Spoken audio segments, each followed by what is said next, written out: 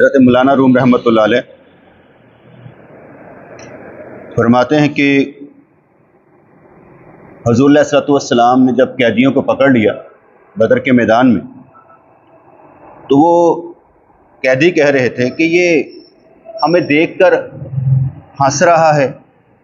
अगर ये ऊंचे मुकाम पर है, हम गलत ही थे, तो हमें देखकर कैद में खुश क्यों है? इसलिए कि हम पर फतह पा ली है।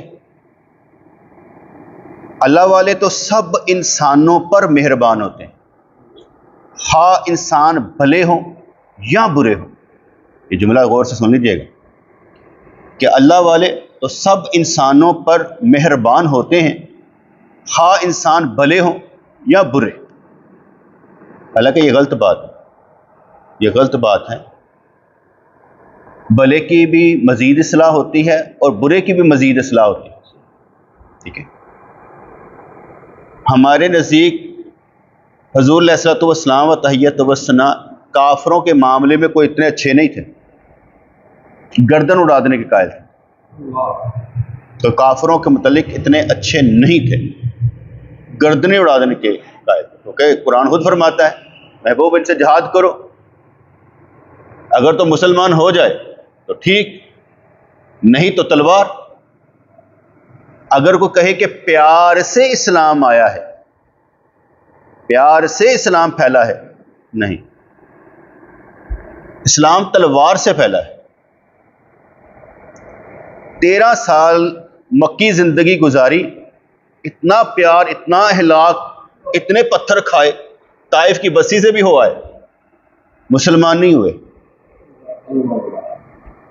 लेकिन जिस वक़्त हुज़ूर सल्लल्लाहु अलैहि वसल्लम मदीना पाक में आ गए, हुक्म हुआ अब जिहाद करना है, तलवार निकाल ली, सिस्टम को ठीक करने की कोशिश की, अब सारे के सारे घबरा गए, ठंडे पड़ गए। बदर के मैदान में 70 उड़ा दिए, ओहद के मैदान में हजीमत का सामना करना पड़ा, मगर वलवले जोश वैसे का वैसा ही। फिर हंदक हो गई, उसके बाद जब क्या कहते हैं सुलह हुदैबिया हो गई, फिर तो पीछे मुड़ के देखा ही नहीं ना नबी करीम ने, छोड़ा ही कोई नहीं है। जिस वक़्त यहूदियों ने गद्दारी की और उन्होंने कहा मैं हज़रत साद रज़ी अल्लाह तआला से फैसला करवाना है, तो ठीक है, साद रज़ी अल्लाह तआला ने फैसला कर डाला जो हुजूर की मंशा के मुताबिक था कि जितने इनके नौजवान हैं सबकी गर्दनें उड़ा दीजिए, बूढ़े कैद कर लिए थे। अब सब की इतनी बड़ी मतलब कि वो खंदके खोद करना, वो जो गड्ढे खोद कर तो गर्दनें उड़ाई गई थी कि बयान से बाहर था। हुजूर इन जगहों पर तरस नहीं खाते थे, हुक्म इलाही थी। एक होता है हम कहते हैं कि फ़लसफ़ा वहदतुल वजूद, एक कहते हैं फ़लसफ़ा वहदतुल शुहूद। जो फ़लसफ़ा है, कुरान हदीस की अभी बात नहीं है, फ़लसफ़ा वहदतुल वजूद वाले ये कहेंगे जो कुछ हो रहा है अल्लाह की मर्जी से हो रहा है, बस होने दो, जाने दो, अल्लाह की मर्जी। फ़लसफ़ा वहदतुल शुहूद वाले कहेंगे नहीं, जहां पर नबी की सुन्नत जो है उस पर अमल करना। कान में दर्द है दवाई लेकर आओ, पेट में दर्द है दवाई लेकर आओ, हो तो अल्लाह की मर्जी से रहा है, लेकिन जो करना है शरीयत के मुताबिक करो, दुआ के बाद दवा भी करो। ये नहीं है कि सिर्फ दुआ पर ही रहना, दवा भी करनी पड़ेगी। घर बैठे आप स्कूल नहीं खोल सकते, बच्चों को नहीं पढ़ा सकते, स्कूल भेजेंगे, तरबियत करवानी पड़ती है, ऐसा नहीं कि नहीं होगा।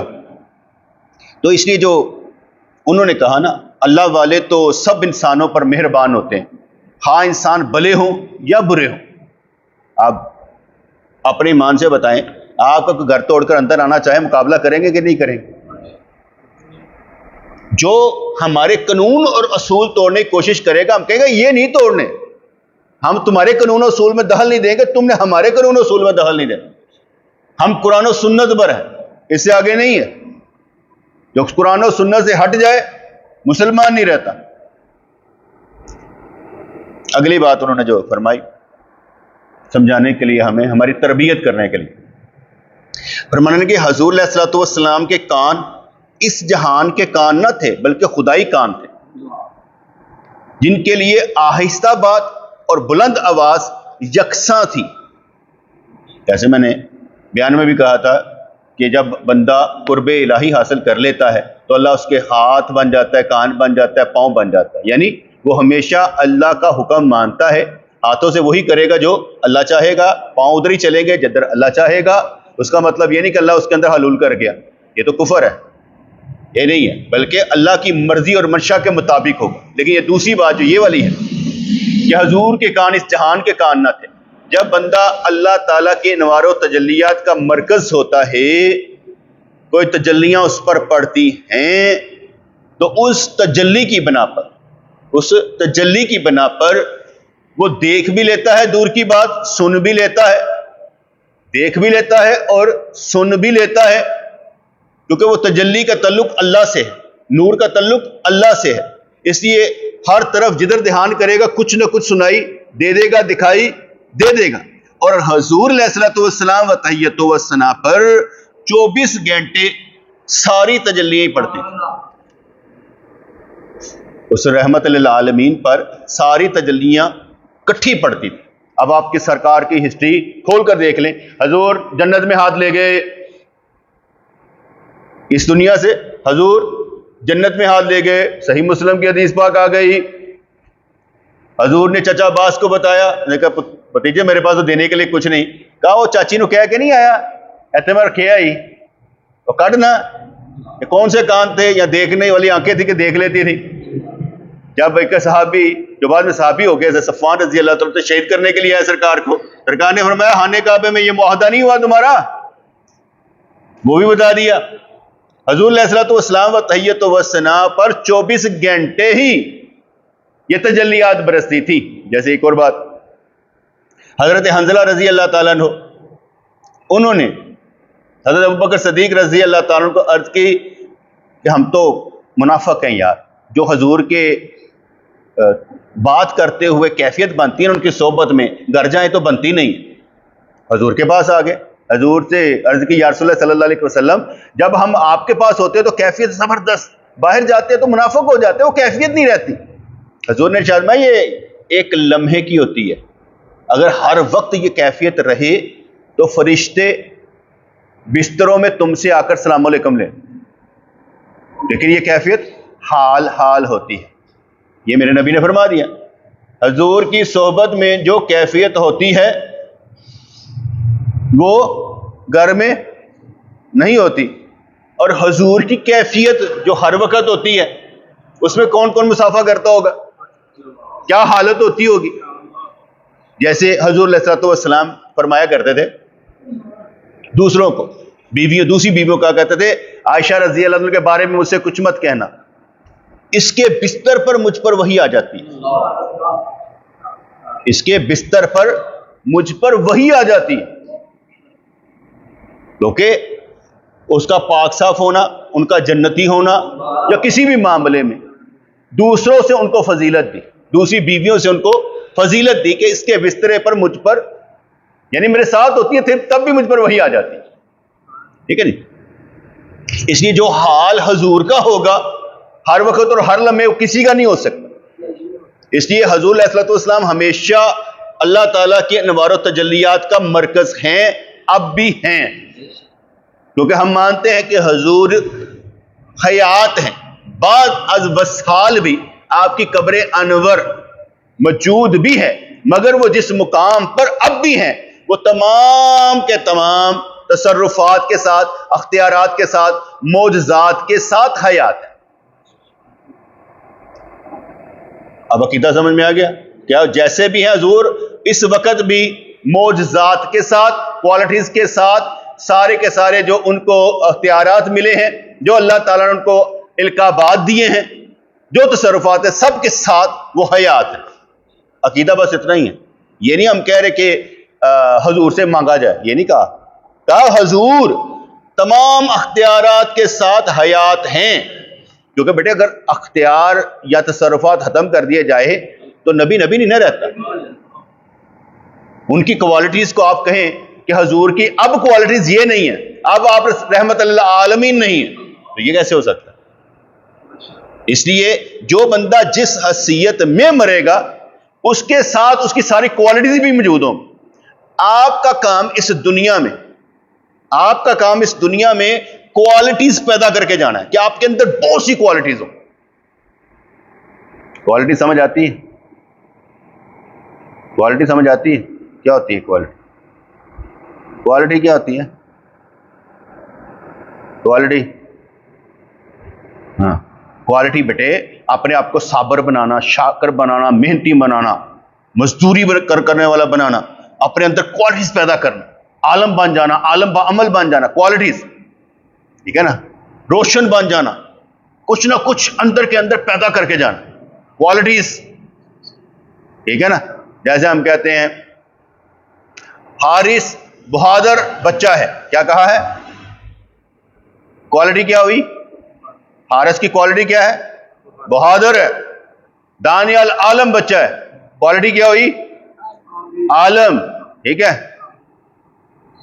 नाशिद सेहतमंद बच्चा है, क्वालिटी क्या हुई? सेहतमंद, ठीक है ना। इसलिए आपके अंदर जितनी क्वालिटीज लिखी जाएंगी, साबर है, शाकर है, सेहतमंद है, समझदार है, भूलता नहीं है, सारी की सारी क्वालिटी, तो अंदर इंसान के अंदर ये क्वालिटीज पैदा होनी चाहिए, इतनी ज्यादा कि जब अल्लाह के हुजूर जाए क्वालिटी समेत जाए। नमाजी हो, परहेजगार हो, रोजा रखने वाला हो, तहज्जुद गुजार हो, मुख्तलिफ क्वालिटी सारी की सारी पैदा करके जाए यहीं से, ठीक है जी। तो हुजूर अलैहिस्सलाम बाद वसाल भी सारी क्वालिटीज के मालिक हैं, अख्तियारात के मालिक हैं। तो चले फिर वापस आते हैं, कहते हुजूर अलैहिस्सलाम के कान इस जहान के कान न थे बल्कि खुदाई कान थे, जिनके लिए आहिस्ता बात और बुलंद आवाज यकसा थी। जिन लोगों को कुर्बी अलाही हासिल हो जाता है वो सिफाते हक से मुत्तसिफ हो जाते हैं। जैसे मैंने आगे बताया था कि तहल्लुक भी हलाकिल्ला, कि अल्लाह ताला के खिलाफ पैदा करो अपने अंदर। अल्लाह सत्तारुल अयूब है। सत्तारुल अयूब कहते हैं ऐबों को छुपाने वाला। तुमने इसकी गलती देखी तो छुपा ली, इसको नहीं बताया किसने ये गलती की, ठीक है। दूसरों की गलती छुपाना, लेकिन ऐसा नहीं कि छुपा लेना और गलत हो जाए। ये भी जरा ध्यान से कि गलती बताना भी लाजम कि यार इसकी ये गलती है, इसको समझाया जाए, ठीक है। तो अल्लाह करीम सत्तारुल अयूब है। सत्तारुल अयूब कौन होता है? ऐब छुपाने वाला, जो दूसरों की ऐब छुपा लेता है। अब ये भी क्वालिटी है कि इंसान दूसरों के ऐब छुपाए, जाहिर ना करे।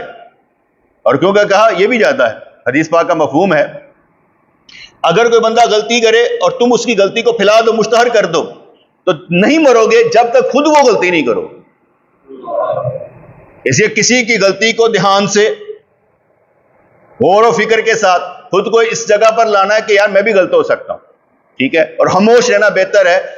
इसको बाद में देखते हैं क्या करना है। तो अचानक उसकी गलती नहीं बतानी चाहिए, सोच समझ के बतानी चाहिए। अच्छा जी, जिन लोगों को कुर्बे इलाही हासिल हो जाता है वो सिफात हक से मुत्तसिफ हो जाते हैं। लोहे महफूज के असरार शयातीन आसमानों पर पहुंच कर भी नहीं सुन सकते, लेकिन हजूर अपनी जगह पर सुन लेते थे। हजूर अपनी जगह पर ही सुन लेते थे, बैठे हुए हैं हजूर अलैहिस्सलाम, ड्रम की आवाज आई है। पूछा या रसूल अल्लाह ये क्या हुआ है? कहा 500 साल पहले एक पत्थर फेंका गया तो जहन्नम में अब जाके गिरा।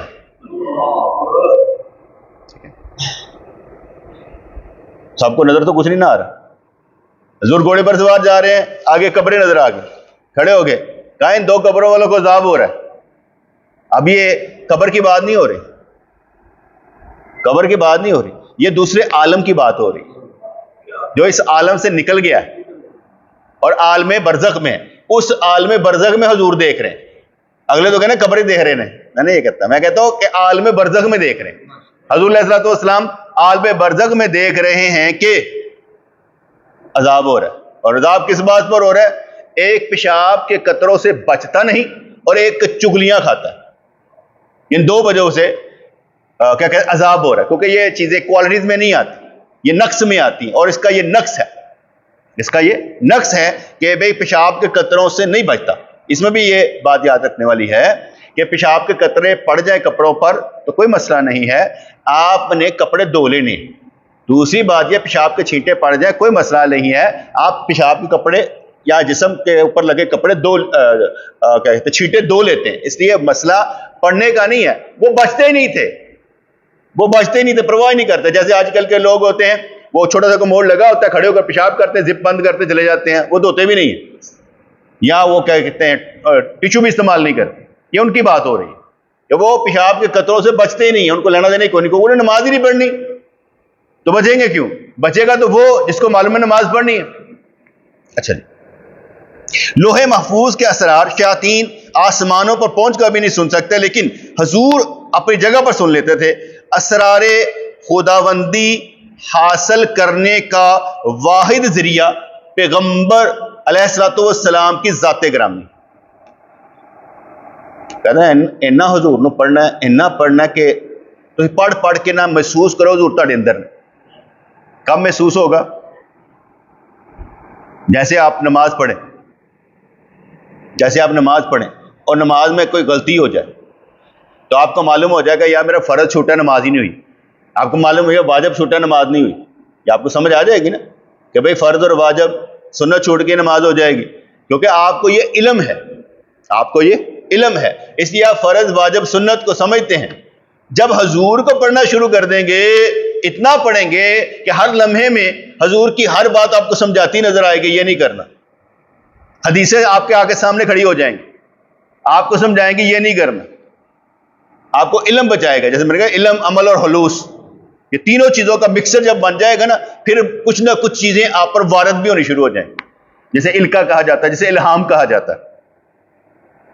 तो इसलिए बात क्या समझाई कि असरारे खुदाबंदी अल्लाह के राज हासिल करने का वाहिद जरिया हजूर की जाते ग्रामी।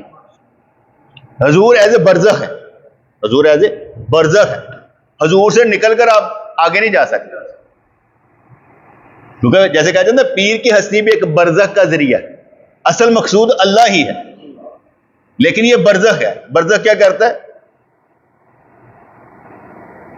कहते हैं कि वो एक होता ना मुहद्दब सा, वो शीशा सा जो ऐसे कागज पर रखे ऊपर से सूरज की डाले तो क्या हो जाता है? शिवाय कर आग लग जाती। ठीक है, पीर आग नहीं लगने देगा, दरमियान में पीर आग नहीं लगने देगा, गलत नहीं चलने देगा, होश नहीं गिरने देगा, भटकने नहीं देगा, गलत इल्म भी नहीं देगा, बल्कि वो उसका काम ये होगा डिलीवर करना इस तरीके से कि बंदा जो चल रहा है ना वो इधर उधर ना हो, उसे कोई शैतान ना उचक ले जाए, उसका कोई ख्याल भी गुमराही वाला ना हो, क्योंकि उसने चलाना है ना उसको, तो उसके इस लिहाज से वो जो मुहद्दब है वो जलाता है, ये बचाता है, ये बचाता है, ये भागने नहीं देगा। ठीक है, असरारे खुदाबंदी हासिल करने का वाहिद जरिया क्या है? हजूर अलैहिस्सलातु वस्सलाम की जाते ग्रामी। असरारे खुदाबंदी, असरार कहते हैं राज को। ठीक है, तो असरारे खुदाबंदी का हासिल करने का वाहिद जरिया नबी करीम अलैहिस्सलातु वस्सलाम की जात। ठीक है, असरारे खुदाबंदी हासिल करने का वाहिद जरिया नबी करीम अलैहिस्सलातु वस्सलाम की जाते ग्रामी है। ठीक है जी, हजूर अलैहिस्सलातु वस्सलाम ने जब कैदियों की बात सुन ली तो फरमाया मेरा हंसना जंग के किसी मामले से मुतल्लिक नहीं है। ये जो कह रहे हैं ना मेरा हंसना किसी जंग के मामले से मुतल्लिक नहीं है, तुम लोग काफिर हो इसलिए मुर्दा हो। काफिर मुर्दा है। अक्सर ये हम कहते हैं यार ये जहन्नुम में क्यों जलेंगे, अक्सर मैं ये समझता हूं कि वो इंसान ही नहीं होते, जिन्होंने जहन्नुम में जाना है ना वो इंसान ही नहीं होंगे। मेरा ये अपना ख्याल है, वैसे जाती तौर पर अपना ये ख्याल है मेरा कि इंसानी शक्ल में लोग जहन्नुम में नहीं जाएंगे, ये मेरा ख्याल है। जैसे आपने एक हदीस सुनी होगी, हजरत इब्राहीम अलैहिस्सलाम तहियत वसना कल क़यामत वाले दिन अल्लाह करीम से अपने चाचा आज़र के मुतल्लिक अर्ज करेंगे या अल्लाह इसे बख्श दे, क्योंकि हजरत इब्राहीम अलैहिस्सलाम के बाप का नाम तारुफ है, आज़र चाचा था। ठीक है, आज़र चाचा था लेकिन बाप का नाम तारुफ था, वो मुसलमान थे। हजरत इब्राहीम अलैहिस्सलाम के वालिदैन मुसलमान थे, इसलिए तो बचा बचा कर उनको गार में रखा गया था। वो जब बाहर निकले कि ये क्या है, जो आज़र था वो चचा था, वगरना जब आपने दुआ मांगी, रब्बना ग़फ़िरली वली वालिदैया वलिल मुमिनीना यौम यक़ूमुल हिसाब, ये दुआ किसने मांगी? हज़रत इब्राहीम अलैहिस्सलाम ने। और माँ बाप मुसलमान हो तो दुआ जायज़ है, मुशरिक के लिए दुआ नहीं है। इसलिए हमारा यकीदा है कि उन्होंने अपने माँ बाप मांगी कब? जब बच्चे थे। रब्बी जअलनी मुकीमस सलाती व मिन ज़ुर्रियती, आगे रब्बना ग़फ़िरली वली वालिदैया वलिल मुमिनीना यौम यक़ूमुल हिसाब। इसलिए हुज़ूर अलैहिस्सलाम व तय्यत व सना के अब हज़रत इब्राहीम अलैहिस्सलाम के बाप क्या थे? तारुफ नाम था, तालिफ राह है, ठीक है, तारुफ। और क्या कहते हैं, चाचा का नाम आज़र था। तो कल वो सिफारिश करेंगे, या अल्लाह मेरे चाचा आज़र की बख्शिश कर दे। अल्लाह करीम फरमाएगा देख इसे। जब उसे देखेंगे तो वो बिज्जू की शक्ल का होगा, वो खुद ही से दुत्कारेंगे। ये मैंने हदीस सुनाई है, इसलिए मैंने एक, वैसे ही मेरा ख्याल है ये शक्ल वाला जो है ना, ये जहन्नुम में नहीं जाएगा। एक और चीज भी कही जाती है कि जो सजदे हम करते हैं ना, जिस जिस मुकाम पर सजदा करते हैं ना, अगर हम जहन्नुम में चले जाएं, इन मुकामात को आग नहीं जलाएगी, इन मुकामात को आग नहीं जलाएगी। क्यों? ये मुकामात जो है ये अल्लाह के हजूर सजदे में रहे थे। अगर हम सजदे में रहते हैं तो, बेनमाजी नहीं है तो, जैसे कहा जाता है कुरान पाक में आता है कि तुम्हें किस चीज ने जहन्नुम में डाला है भाई? वो कहते थे हम नमाज नहीं पढ़ते थे और खाना नहीं खिलाते थे। खाना नहीं खिलाते थे ना, मेरे हाथ से खाना नहीं खिलाते थे, आता है नमाज नहीं पढ़ते थे, तो मुझे याद है ना पक्का। तो इस तरह से नमाज ना पढ़ने वाला जहन्नुम में जाएगा। माफ करना बेटे, अल्लाह के हजूर है, लेकिन इस दौर में आप ये ना कहें कि अल्लाह करीम हमें माफियां दे, कहें या अल्लाह हमें हदायत दे, माफी खुद ही मिल जाएगी। हदायत दे, माफी खुद मिल जाएगी। तो जब हदायत मिल गई तो माफी मिल गई, माफी नहीं मिली तो हदायत नहीं है। इसलिए हदायत मांगे, माफी खुद ब खुद मिल जाएगी। अल्लाह करीम माफ करने वाला है। तो हुजूर ने जब कैदियों की बात सुन ली तो फरमाया मेरा हंसना जंग के किसी मामले से मुतल्लिक नहीं है, तुम लोग काफिर हो इसलिए मुर्दा है, मुर्दा हो। मुर्दे को मारना तो बहादुरी का काम नहीं ना, मुर्दे को मारना को बहादुरी का काम नहीं है। वो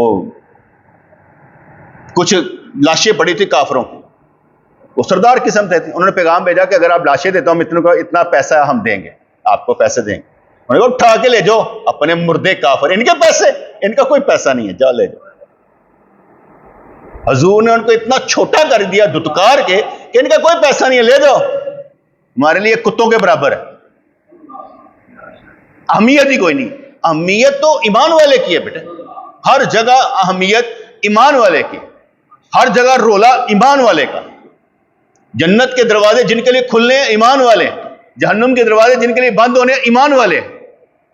इसे कीमत लगनी है हमारी ईमान वालों की, कीमत लगनी है परहेजगारों की। इसलिए मैंने कहा ना कि अपने अंदर क्वालिटीज पैदा करके जाना, कि बहुत सी क्वालिटीज हमारे अंदर, क्योंकि सवाल सवाल सवाल सवाल बेटे कुछ नहीं होते।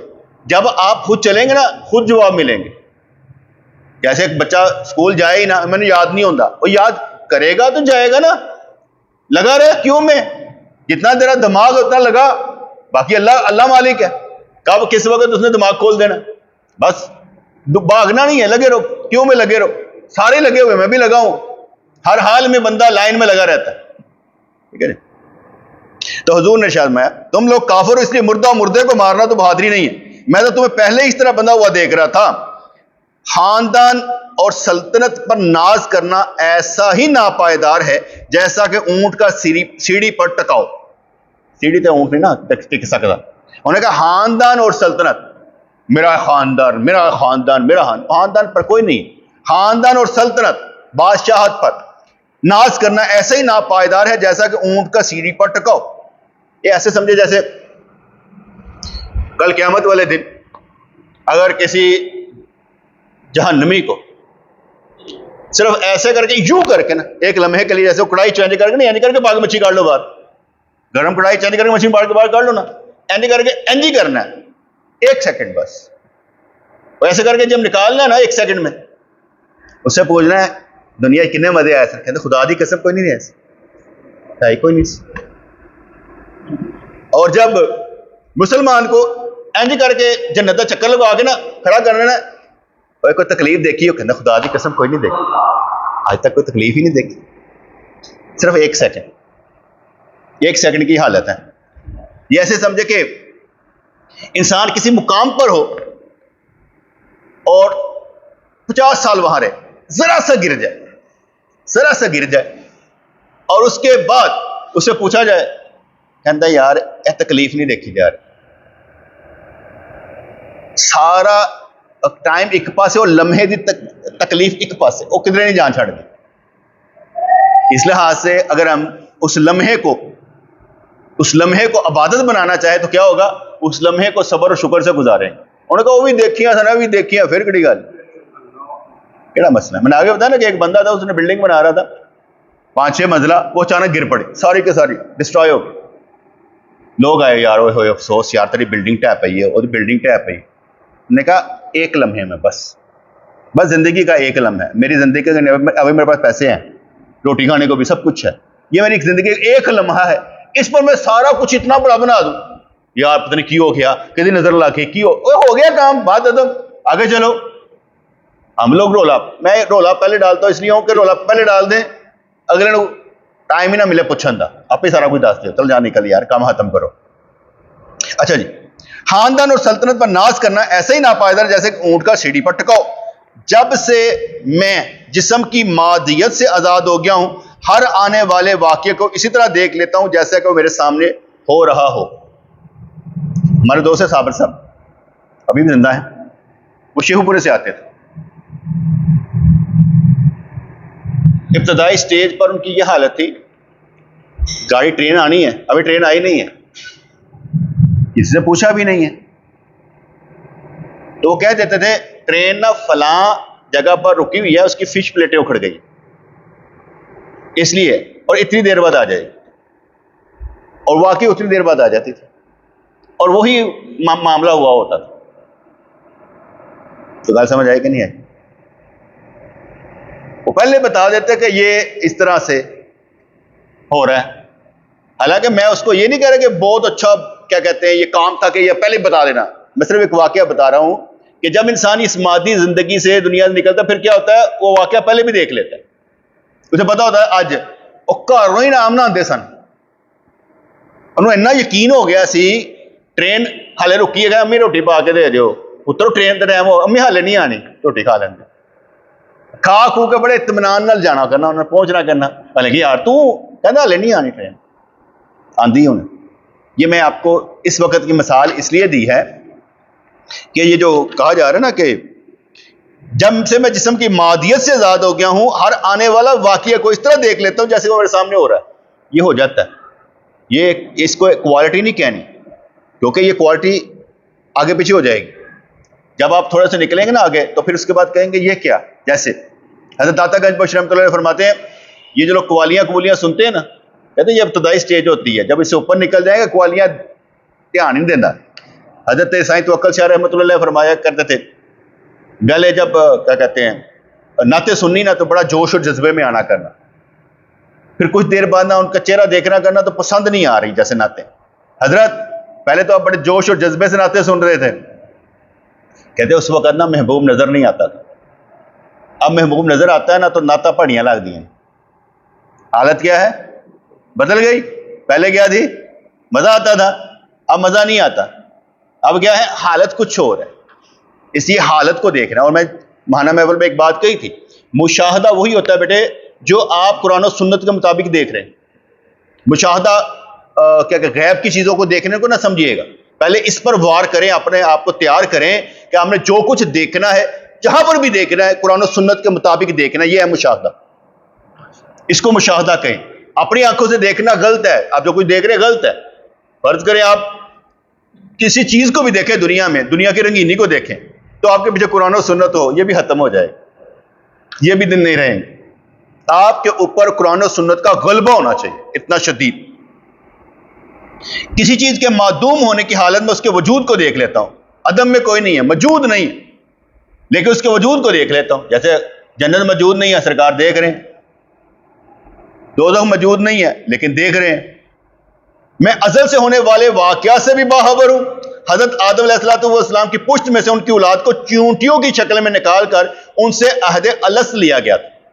अल्लाह ने दस्ते कुदरत रखा पीठ पर, तो जिन्ना ने साढ़े नाल दे सारे निकल आए, सारे निकल आए, जो क़यामत तक आने सारे निकल आए ना। तो अल्लाह करीम ने पूछा, हाँ भाई दुनिया से जाओगे, मैंने अल्लाह मनोगे? कालू बला, क्यों नहीं, या अल्लाह मनागे, हमने भी वादा कर रखा है या अल्लाह तेरे मन्ना। जितने अंबिया कराम सारे आते हैं ना, वो वादा याद कराने के लिए, वो गल कह के आए हो, याद रखो।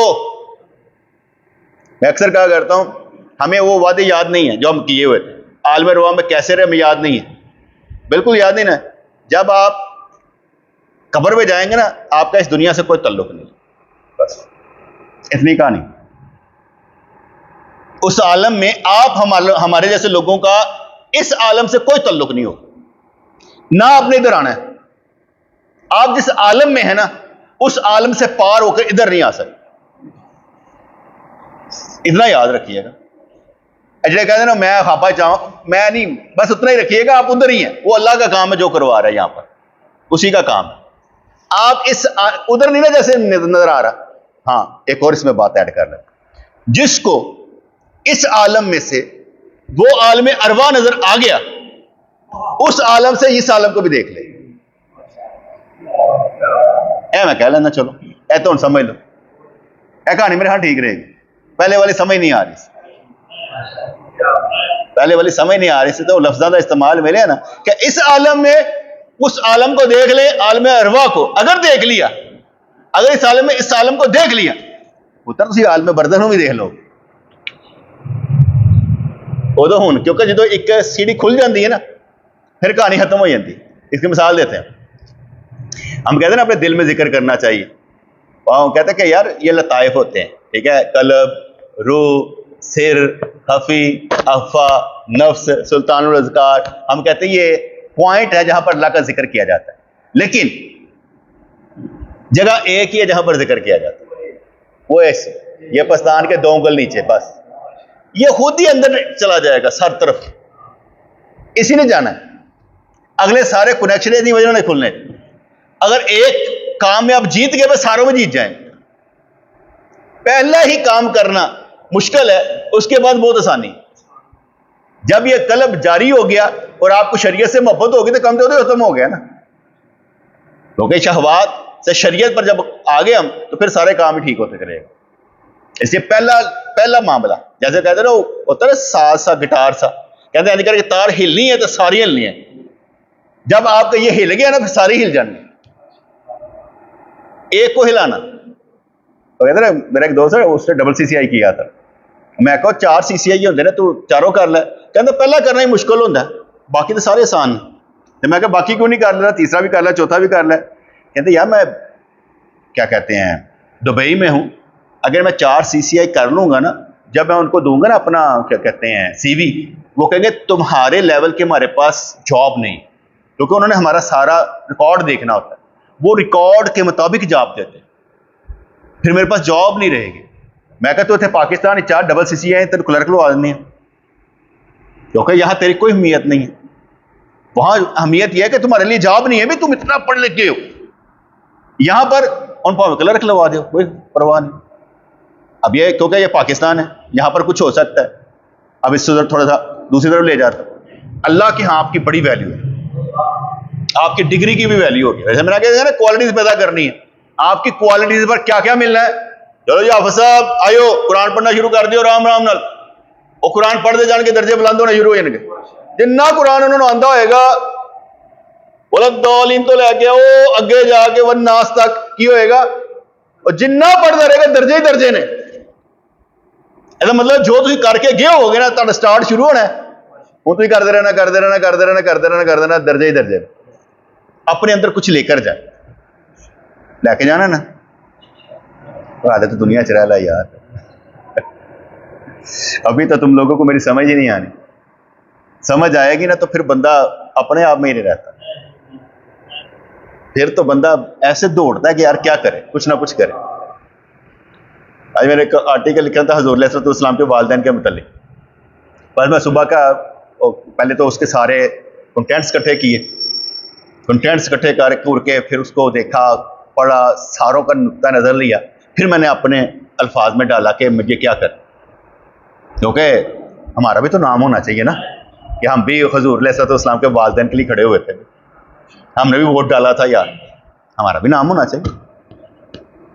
तो वो कहते ना, वो जिस तरह यूसुफ अलैहिस्सलाम की बोली लगी ना, एक औरत वो सूत लेकर आ गई, चंद रुपयों का चंद टिकों का ना, वो सूत लेकर आ गई। कहते की कहते ये इवज मैं यूसुफ अलैहिस्सलाम की खरीदार हाँ। उन्हें कहा बीबी इतने करोड़ों की बोली लगती पई है, तू सूत लैके आई, कहती खरीदार शामिल तो है ना,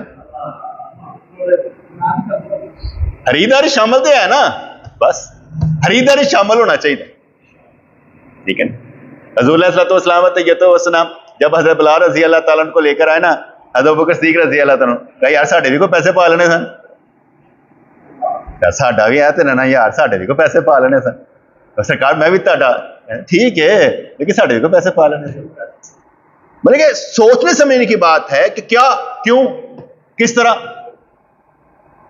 क्योंकि अगर मैं कोशिश करता हूँ ना, कहीं पर जाता हूँ मैं, वैसे किसी को यार मेरे को पैसे रख ले, उसका मेरा होता है कि यार मेरा भी अजर इस हिस्सा पाए, मैं भी लेना चाहता हूँ, मैं भी खरीदार हूं, क्योंकि हम खरीदार बनेंगे तो फिर है ना बेटे, हम क्यों भागे, चाहे वो 100 रुपये क्यों ना हो, क्योंकि मेरे नजदीक अगर कहीं पर कोई चीज लग गई ना, क्लिक हो गई, तो अल्लाह ताला बहुत कुछ ही क्लिक करवा देगा, हमें उसकी समझ नहीं होती, तो अल्लाह ताला हमें समझ